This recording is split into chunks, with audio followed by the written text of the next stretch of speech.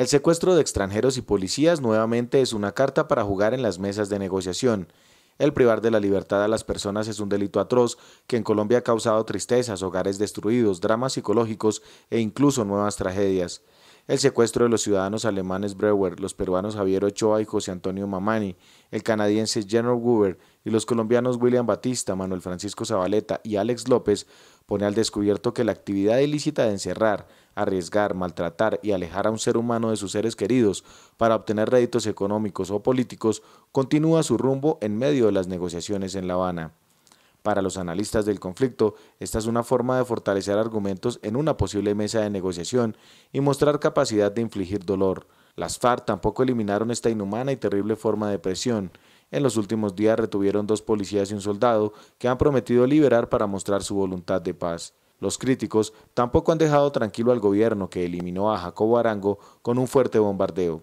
Estas son las consecuencias de una guerra que puede llegar a su fin con el diálogo, pero aún hay muchos enemigos. Muy buenas tardes, bienvenidos a Contrastes, porque la realidad tiene diferentes miradas. Este es un espacio creado por la Federación Colombiana de Educadores para que ustedes en la tranquilidad de su hogar construyan opinión. Hoy nuestro tema, esperamos que sea tan cercano como queremos presentárselos, el tema de los secuestrados. Ellos han estado invisibilizados infortunadamente en los diferentes medios de comunicación, pero están ahí, vivos. En algún lugar del país están sus seres queridos, sus madres, sus esposas, sus hijos, esperando a cada instante, a cada segundo, alguna razón.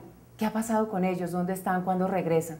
Pues hoy está con nosotros un periodista que ha dedicado buena parte de su vida a visibilizar ese dolor, pero también a servir de canal de comunicación con esas personas que se encuentran en alguna parte del territorio nacional y escuchan voces de aliento, de acompañamiento de esos seres queridos y de esos colombianos que no se olvidan que hay otros compatriotas que siguen secuestrados. Está con nosotros este mediodía Erwin Hoyos, mil gracias por acompañarnos. Muchas gracias. Y bueno, por ese trabajo maravilloso que realiza día a día, pese a las dificultades, a las amenazas y demás, sigue ahí, frente al cañón, sirviendo como medio de comunicación entre las familias y esos colombianos que siguen secuestrados. Desde hace 19 años, cuando inició el programa Las Voces del Secuestro, yo dije, aquí voy a estar hasta que salga el último secuestrado, y me ha costado mucho haber dicho eso, porque eso creó un compromiso, una causa, que no la voy a poder dejar sino efectivamente hasta que salga el último secuestrado, porque terminó volviéndose doctrina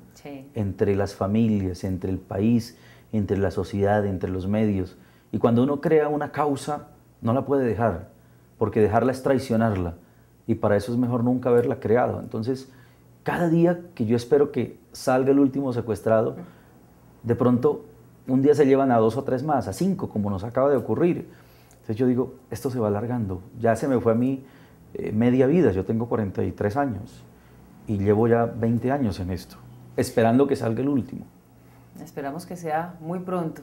En cifras, ¿cómo estamos en materia de secuestrados? Porque infortunadamente, aunque las cifras deshumanizan todo este tema, son muy importantes. Hay quienes manifiestan que hay 3.000 secuestrados. Recientemente todo el tema se avivó con los policías secuestrados en el Valle del Cauca, los 2 turistas alemanes que fueron secuestrados, las versiones, por supuesto, de los negociadores de las FARC en La Habana, Cuba, en este proceso de diálogos con el gobierno nacional, en el que manifestaron que en medio del conflicto pues continuarán secuestrando al libre albedrío, que es una cosa que suena muy dolorosa.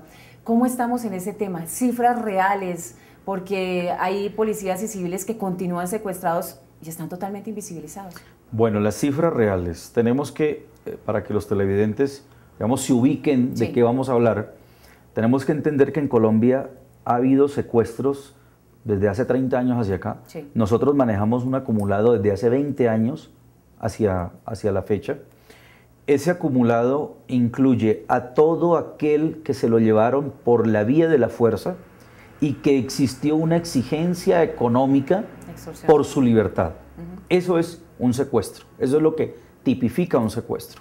Entonces, ese acumulado de la fecha hasta acá, para Voces del Secuestro, nos da un total de 3.728. Teníamos 23, pero hubo 5 más. 3.728 casos. Y muchos dicen, ¿pero cómo es posible? ¿Qué ocurre? Que con la ley del gobierno anterior, que modificó la ley, pusieron que después de 2 años ya no se llama secuestrado, sino presuntamente muerto o desaparecido.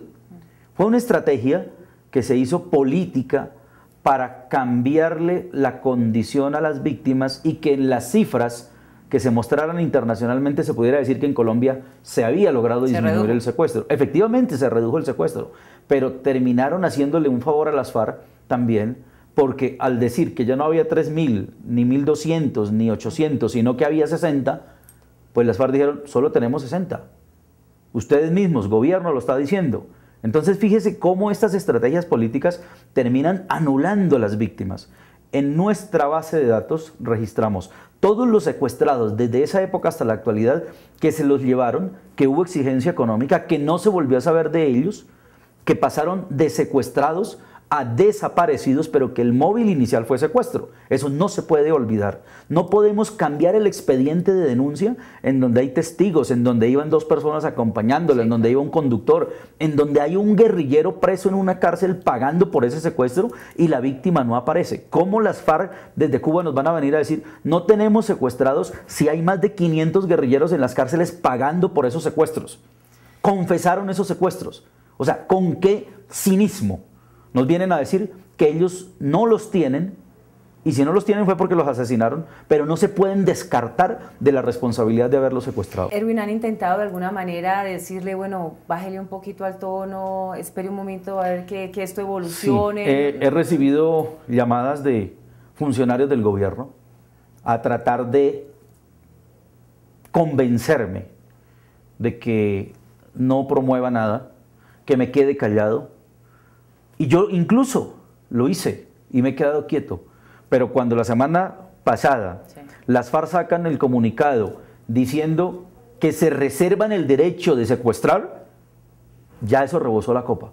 Y yo dije, ya no más, la sociedad tiene que reaccionar. Los colombianos, los que andamos a pie, los que trabajamos, los que, en mi caso como periodista, que me dirijo a la masa a través de la radio, yo dije, tenemos que hacer algo. ¿Por qué no lo hacemos? Y coloqué en Twitter, no puede ser posible que nos amenacen a todos y nos quedemos sin hacer nada. Entonces aparecieron colegas en distintas partes diciendo, Erwin, lidere una convocatoria usted, a usted le creemos, usted no es un político, usted no está detrás de votos, usted nos puede liderar y nosotros lo seguimos. Yo dije, si ustedes me apoyan, lo hacemos. Inmediatamente creé el hashtag Marcha Nacional contra las FARC 15F y aquí estamos, promoviendo una reacción ciudadana sin partidos políticos, sin color político. Colombia no es de Uribe ni es de Santos. Colombia no es azul, Colombia no es roja. Colombia no es de los que andan camuflado con botas de caucho. Colombia es de los que estamos acá viendo lo que está pasando. Y esos somos los que vamos a salir el 15, desde las 9 de la mañana hasta las 12:30 del día. A las 12:30 del día vamos a leer la gran proclama contra las FARC. ¿Qué es eso? Son todos los hechos con los que las FARC han atacado a la sociedad colombiana, han atacado al país. Es una proclama en donde le vamos a leer el prontuario a las FARC y por qué los estamos rechazando y qué verdad les estamos exigiendo, pero es la sociedad civil. Aquí no tiene nada que ver el gobierno, por eso yo estoy convocando a una movilización horizontal. ¿Qué es eso? Esto no es una organización piramidal, es una organización horizontal. Aquí no hay líderes. Nadie es líder, el líder es el pueblo y una idea. Antes de irnos al corte de comerciales, invitamos a nuestros televidentes a participar de manera masiva y contundente el 15 de febrero de 9 a 12. 15 de febrero a las 9 de la mañana empiezan a salir, no hay una ruta porque es una movilización, nos concentramos en las plazas principales de cada ciudad de Colombia y del mundo, donde haya colombianos. Y a las 12:30, cuando inician los noticieros de televisión, vamos a empezar a leer la proclama contra las FARC. Bueno, es una oportunidad para visibilizar nuevamente a esos hombres y mujeres que continúan en algún lugar del territorio nacional y que están esperando eso, que los colombianos seamos solidarios y presionemos de alguna manera para su regreso. Hacemos una pausita y ya regresamos. Radio Revista Encuentro. Programa institucional de PECODE. Encuentro. Sindicalismo, arte, cultura, actualidad, tecnología, pedagogía, educación. Encuentro. Las expresiones de vida con que se construye Colombia tienen un punto semanal de encuentro. Todos los sábados a las 7:30 de la mañana por Colmundo Radio.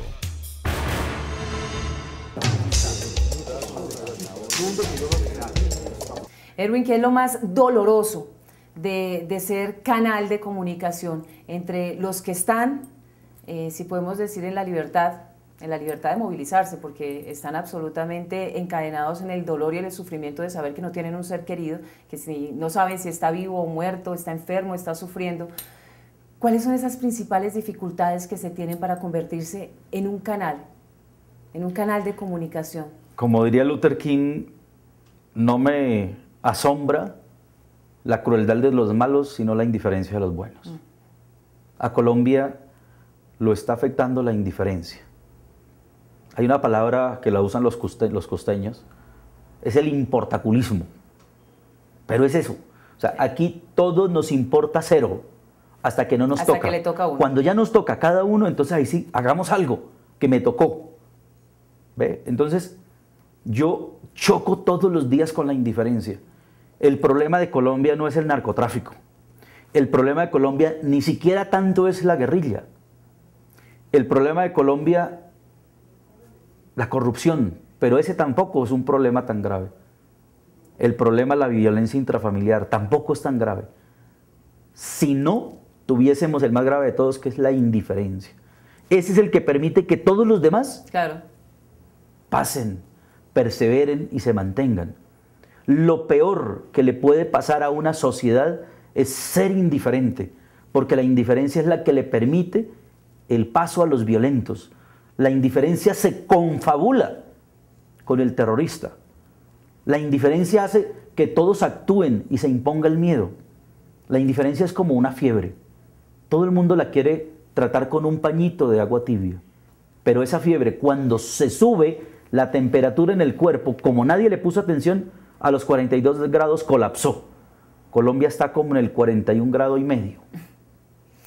Erwin, ¿se ha transformado su sensibilidad durante todo este tiempo que ha trabajado, que ha sido mediador de alguna manera, de escuchar esas voces dolorosas de esos seres queridos, bueno, que claman la liberación de sus padres, de sus hermanos, de sus hijos, pero sobre todo la ilusión que genera el canal que usted abre? A ver, a mí se me convirtió la vida en otro cuando fui rescatado. Después de mi secuestro, haber visto cómo tenían a estas personas allá secuestradas, amarrados con una cadena a un árbol como un perro. Uno de ellos, el señor Nacianceno Murcia, él tenía gusanos en las piernas, nuches, y estaba ahí amarrado. Haber visto eso, a mí se me transformó la vida. Yo soñaba con ser un periodista, uno en la academia, en la universidad, uno dice, yo voy a ser presentador de televisión, o voy a ser de la farándula, voy a ser deportivo. O sea, yo no tenía... ¿Famoso? Sí, exacto. Y a uno, a veces hasta esa respuesta superficial y vana que uno dice, no, yo quiero ser famoso. Cuando a mí me secuestran, yo ya venía de haber estado cubriendo la guerra en Yugoslavia, ya había vivido conflictos internacionales, entonces ya tenía otra visión distinta. Más sin embargo, no era consciente de lo que era el secuestro en Colombia. Cuando veo a 6 secuestrados en ese grupo que los tenían, yo dije, aquí yo tengo que hacer algo por estos 6. Pero yo pensaba en esos 6. Yo no me imaginé que con el primer programa que emitimos de Voces del Secuestro iba a salirme un listado de 42 y al mes tenía un listado de 200.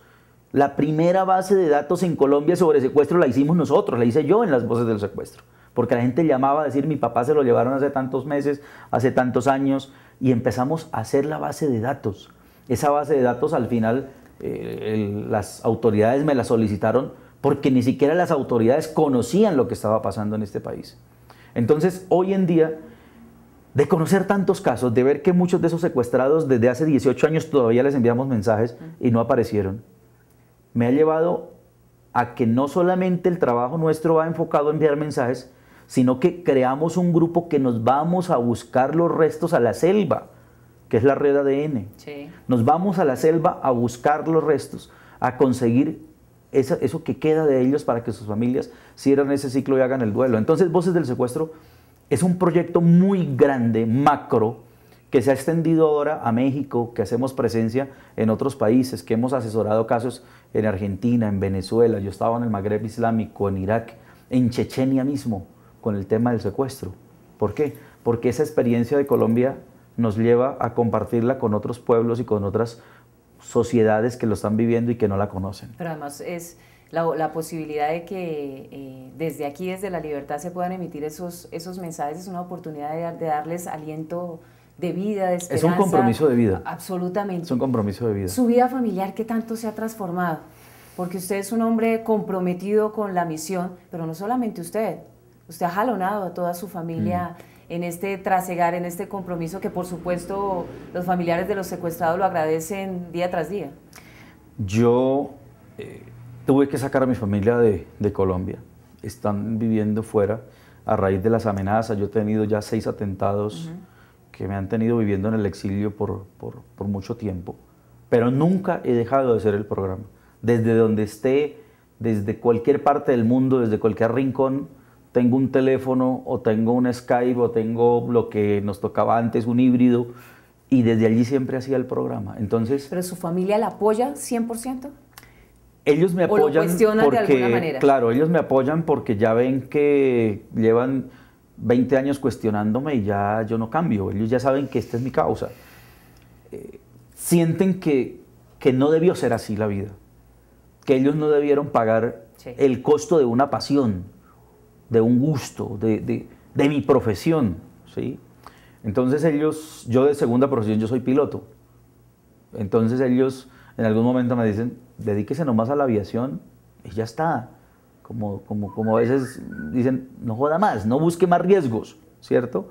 Pero ¿qué ocurre? Que el periodismo es lo que yo llevo por dentro, ¿sí? Entonces, pero sobre todo esa misión social que claro, usted tiene ahí, no, que es le eso, corre por la... el periodismo ese, humano, social, ese periodismo que toca el alma y no el cuerpo, el que debería ser, que mueve la sociedad, ¿sí? Ese periodismo es el que a mí me gusta. Entonces, haber, por ejemplo, un día llevado al aeropuerto a mi padre, que es un hombre de 80 años, rudo, fuerte, que es atlético, que tiene todas las condiciones, dejando su tierra, dejando sus fincas, dejando su ganado, y ponerlo en un avión para que se fuera a vivir a Europa, solo encerrado en un apartamento. Él se le aguaron los ojos y me dijo, yo lo hago por usted, mijo, porque solamente los convencidos son los que logran cambiar el mundo. Entonces, él sabe que ese es un costo y lo asume. Y a mí me duele porque yo sé que pues ellos no la pasan bien. O sea, no es fácil en el exterior.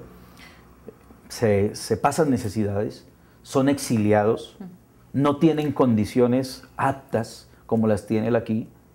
Allá tiene que resignarse a estar a veces 15 días encerrado en un apartamento porque el invierno, el frío le afecta, le hace daño.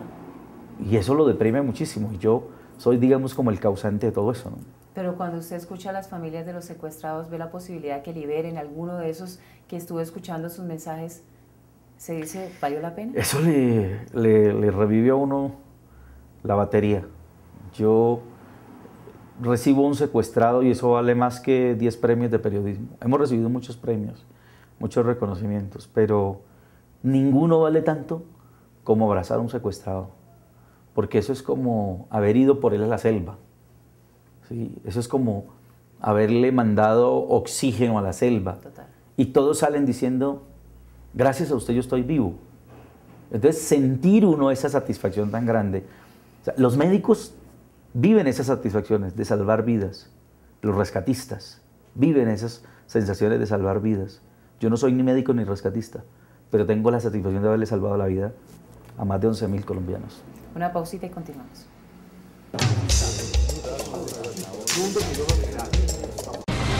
La magia de la radio por internet conecta al magisterio colombiano. Escucha nuestro programa Encuentro a través de la página www.fecode.edu.co. Voces de actualidad, temas de interés, opiniones y música. Haz clic sobre el icono Radio FECODE y accede al sonido de la educación colombiana.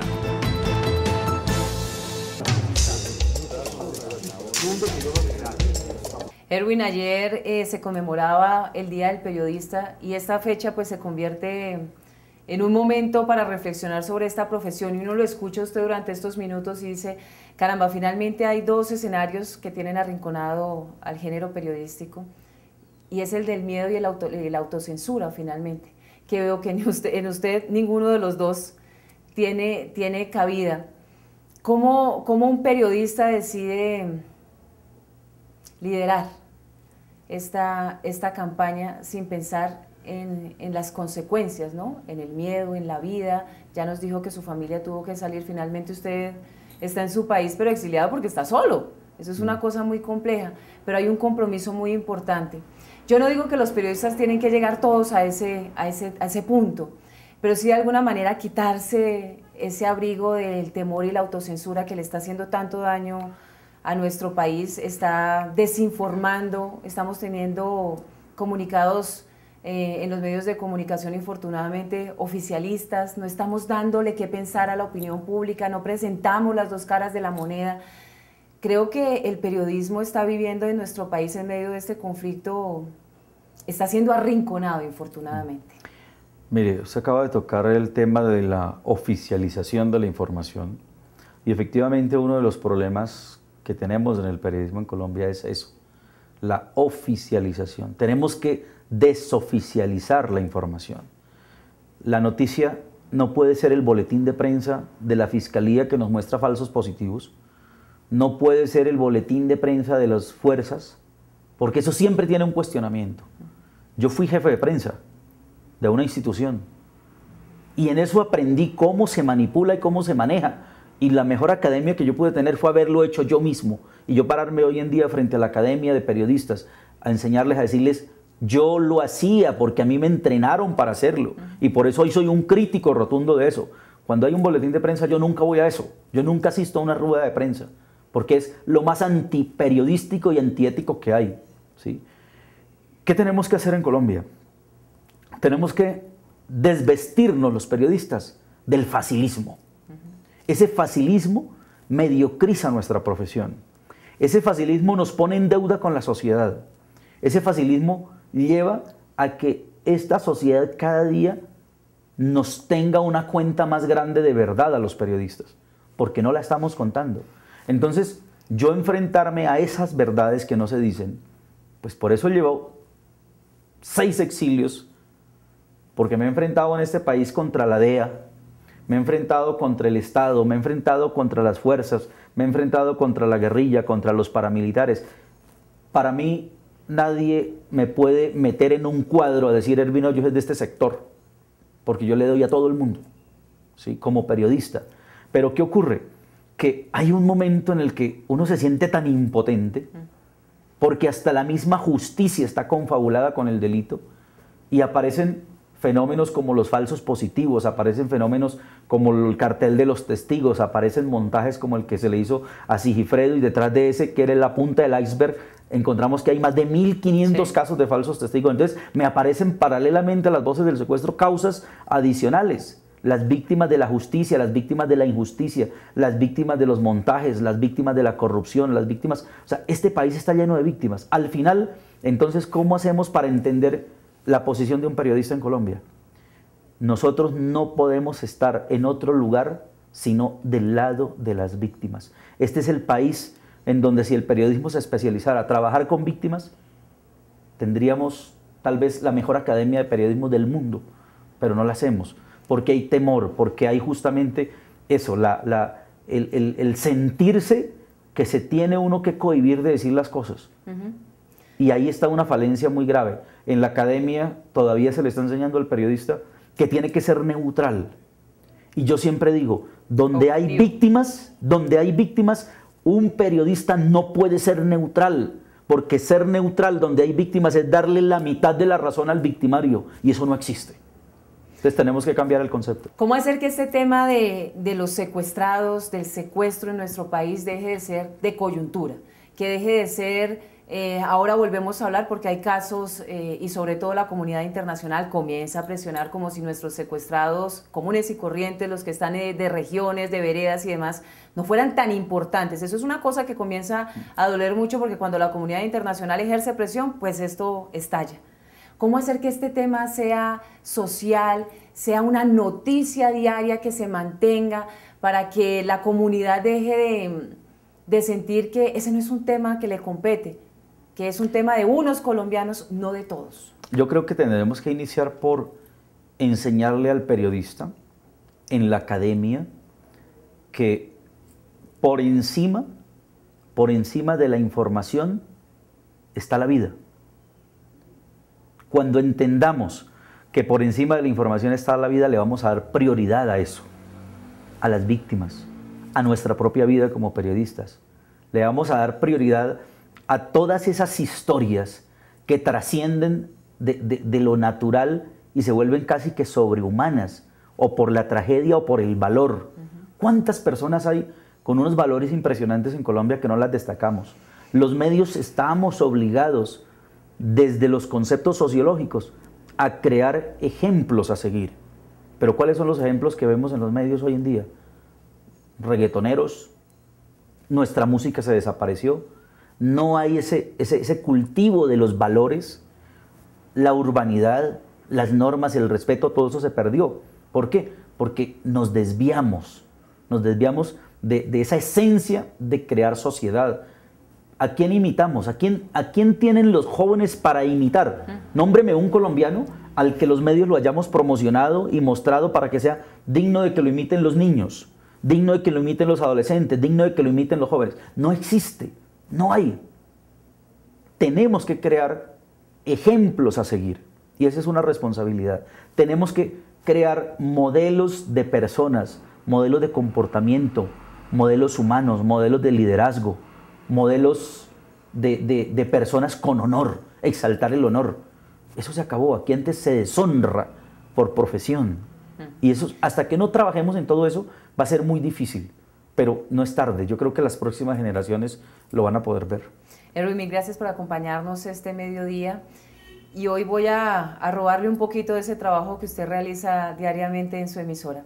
Ahí están todos esos secuestrados que lo escuchan diariamente, pero también están esas familias a las que usted les permite comunicarse con esos seres queridos. Usted tiene un compromiso muy importante y es estar ahí, frente al cañón, hasta que todos puedan regresar sanos y salvos, tal como se los llevaron, puedan regresar a sus hogares.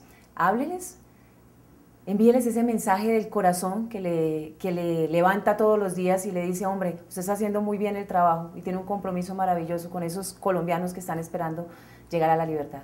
Muchas gracias. Pues decirle, primero a los que están en la selva, que su única responsabilidad como secuestrados, la única responsabilidad es mantenerse vivos, es aguantar, es resistir, que nosotros vamos a hacer hasta lo imposible por traerlos a la libertad. Pero los colombianos que están libres, que nos pongamos la mano en el corazón y entendamos que este país lo tenemos que sacar adelante. Y para sacarlo adelante tenemos que sacarlos a ellos de la selva. Tenemos que nuevamente reconstruir esta Colombia que nos pertenece a todos. Y en las manos de cada uno está. El 15 de febrero es un día para demostrar que no nos podemos dejar amedrentar como sociedad y que las FARC no tienen cabida en una sociedad como esta, que están obligados a hacer la paz y que no nos sigan amenazando.